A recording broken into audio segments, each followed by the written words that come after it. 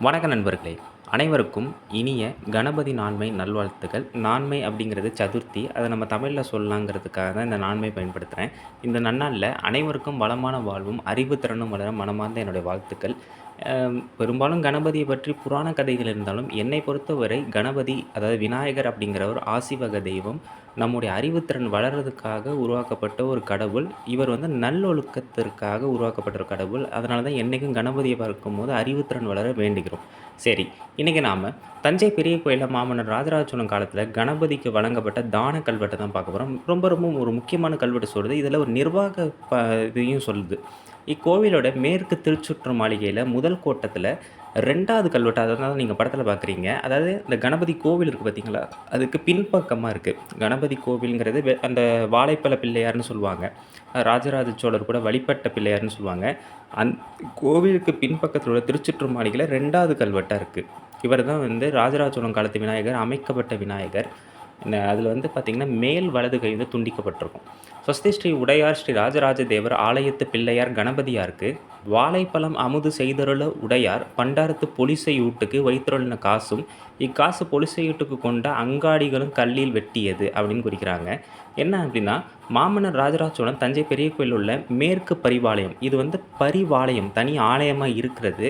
முதல் பிராகாரத்தில இருக்கும் பிள்ளையாருக்கு, அதுதான் படத்தில பார்க்குறீங்க. வாழைப்பழ பிள்ளையார்.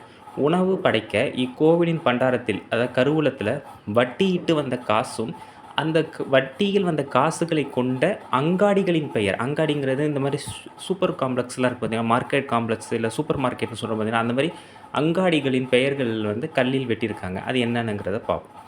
"ஆலயத்து பிள்ளையார் கணபதியாருக்கு அமுது செய்திருள நிசதம் வாழைப்பழம் 150ஆக, ஓராட்டைக்கு வந்த வாழைப்பழம் 54,000க்கு காசு ஒன்றுக்கு, வாழைப்பழம் 1200ஆக வந்த காசு 45க்கு, காசு ஒன்றுக்கு ஆட்டை வட்டம், அரைக்காற் காசு பொலிசையூட்டாக, சந்திராதித்தர் செல்ல வைத்த காசு 360 காசில்." ஆட்டைங்கிறது இப்ப தான் நம்ம என்னமோ அது ஒரு பசப்பு சொல்லா மாற்றிட்டோம். ஆனா ஆட்டைங்கிறது 1 வருஷங்கிறது தான் அதோடைய வந்து பொருள். தவறா பயன்படுத்துறோம். ஆலயத்தில் உள்ள பிள்ளையார், இப்ப படத்துல பார்க்குற இந்த பிள்ளையார் கணபதிக்கு உணவு படைக்க நாள்தோறும் அதான் நிசதம் வாழைப்பழம் எவ்வளவு? 150 வாழைப்பழம். ஓராண்டுக்கு வந்த வாழைப்பழம் எவ்வளவு? 54,000. அப்ப 54,000 பழங்களுக்கு எப்படி பிரிக்கிறாங்கன்னா, 1 காசுக்கு 1200 பழங்களாவும், 54,000 பழங்களுக்கு 45 காசுன்னு பிரிக்கிறாங்க. புரிஞ்சுக்கோங்க. காசு 1க்கு 1 வருஷத்துக்கு வட்டி விடுறாங்க பார்த்தீங்களா? அது வந்து அரைக்கால். அதாவது 1/8 0.125 அந்த அளவு காசு. மொத்தமா வரக்கூடிய பொலிசை சூரிய சந்திரன் இருக்கும் வரை வட்டிக்கு வந்த காசு வந்து 1 வருஷ கணக்குப்படி பார்க்கும்போது 360 காசுகள் வருது. புரியுதுங்களா? இப்ப இந்த 45 காசுங்கிறத ஒரு பக்கம் வச்சுக்கோங்க. அதேமாரி 150 வாழைப்பழம்.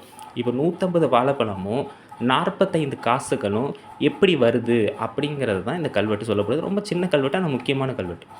முதல் தஞ்சாவூர் கூற்றத்து தஞ்சாவூர் புறம்படி நித்த வினோத பெருந்தெருவில் நகரத்தார் உடையார் ஸ்ரீ ராஜராஜ தேவர்க்கு ஆண்டு 29வது பசான் முதல் கொண்ட காசு 64 காசு ஒன்றுக்கு, ஆட்டை வட்டம் அரைக்காறு காசு பொலிசையாக கடவ, பொலிசை காசு 7.5க்கு, சந்திராதித்தவர் உடையார் பண்டாரத்தை நிசதம் இடக்கடவ வாழைப்பழம் 25 அப்படி சொல்றாங்க. தஞ்சாவூர் கூற்றத்து தஞ்சாவூர் புறம்படி. இந்த புறம்படிங்கிற வார்த்தை நம்ம இதுக்கு முன்னாடி இன்னொரு கல்வெட்டுலயும் பார்த்துருப்போம். என்ன அப்படின்னா, தஞ்சாவூர் கூற்றம்ங்கிறது உள் நகரம், தலைநகரம் மாரி. புறம்படி அப்படிங்கிறது நகரை சுற்றியுள்ள உள்பகுதிகள். இப்ப தஞ்சாவூரை சுற்றி இருக்கக்கூடிய 1 கிலோமீட்டர் வட்டத்தில் உள்ள பகுதிகள இப்படி சொல்லுவாங்க. இருக்கும் நித்த வினோத பெருந்தெரு. அது ஏதோ ஒரு தெரு பேரு. நித்தம் வினோதங்கிறது ராஜராஜ சோழர் பட்டப்பெயர். மாமன்னர் ராஜராஜ சோழருடைய 29 ஆட்சி ஆண்டுல அறுவடை காலம் பசான்னு சொல்லுவாங்க. அதுலேருந்து கொண்ட காசு எவ்வளோன்னா 64 காசு. அந்த காசுல 1 காசுக்கு 1 வருஷத்துக்கு எவ்வளோ எடுத்துக்கிறாங்க ஆட்டை வட்டம்? அரைக்கால் காசு. எவ்வளோ வட்டி?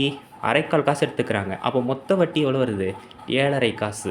இந்த காசுகளை கொண்டு சூரிய சந்திரன் இருக்கும் வரை கோவிலின் பண்டாரத்தில் நாள்தோறும் கொடுக்கப்படும் வாழைப்பழங்களுடைய எண்ணிக்கை எவ்வளோ? 25 வாழைப்பழம். இப்ப இந்த புறம்படியில உள்ளவங்க 7.5 காசு மற்றும் 25 வாழைப்பழம் குடுத்துருக்காங்க. இப்படி கணக்கு வச்சுக்கோங்க. அடுத்து எவ்வளோ வருதோ இதெல்லாம் கூட்டி பார்த்தீங்கன்னா, நான் சொன்ன முதல்ல உள்ள கணக்கு வந்து சரியா டேலி ஆகும்.